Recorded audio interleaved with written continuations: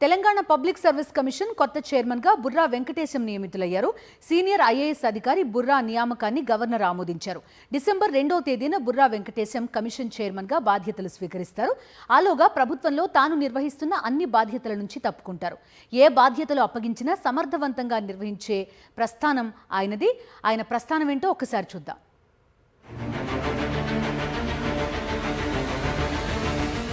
తెలంగాణ రాష్ట్రంలో public service commission 2వ chairman నియమించింది రాష్ట్ర ప్రభుత్వం. కమిషన్ చైర్మన్ గా సీనియర్ ఐఏఎస్ అధికారి బుర్రా వెంకటేశం పేరును ప్రతిపాదిస్తూ రాష్ట్ర ప్రభుత్వం గవర్నర్ వద్దకు పంపించిన ఫైల్ ఆమోదం పొందింది. కమిషన్ ప్రస్తుత చైర్మన్ మహేందర్ రెడ్డి పదవీ కాలం డిసెంబర్ 3న ముగియనుంది. దీంతో బుర్రా వెంకటేశంను నియమిస్తూ నిర్ణయం తీసుకుంది రేవంత్ సర్కార్. ప్రస్తుతం విద్యాశాఖ ప్రిన్సిపల్ సెక్రటరీతో పాటు అదనంగా పలు ఇతర బాధ్యతలు నిర్వహిస్తున్న సీనియర్ ఐఏఎస్ అధికారి బుర్రా వెంకటేశం జనగాం జిల్లా ఓబుల్ కేశవాపురానికి చెందిన వ్యక్తి.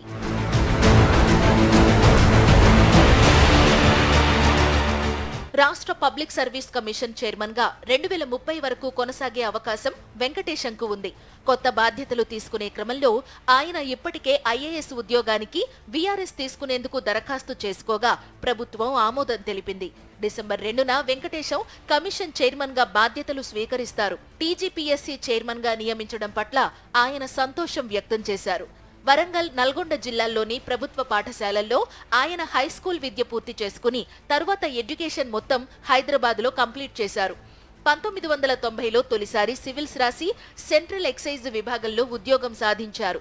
తరువాత 1995లో మరోసారి సివిల్స్ రాసి జాతీయ స్థాయిలో 15వ ర్యాంకుతో ఐఏఎస్ అధికారి అయ్యారు. ఆదిలాబాద్ జిల్లా అసిస్టెంట్ కలెక్టర్గా 1996లో ఐఏఎస్ ఉద్యోగ జీవితాన్ని ప్రారంభించారు.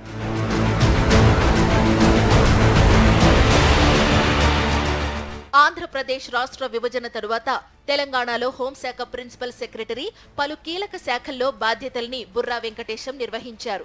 రాష్ట్రంలో కాంగ్రెస్ అధికారంలోకి వచ్చినప్పటి నుంచి విద్యాశాఖ ప్రిన్సిపల్ సెక్రటరీగా, college and technical education commissioner గా బాధ్యతలు నిర్వహిస్తున్నారు.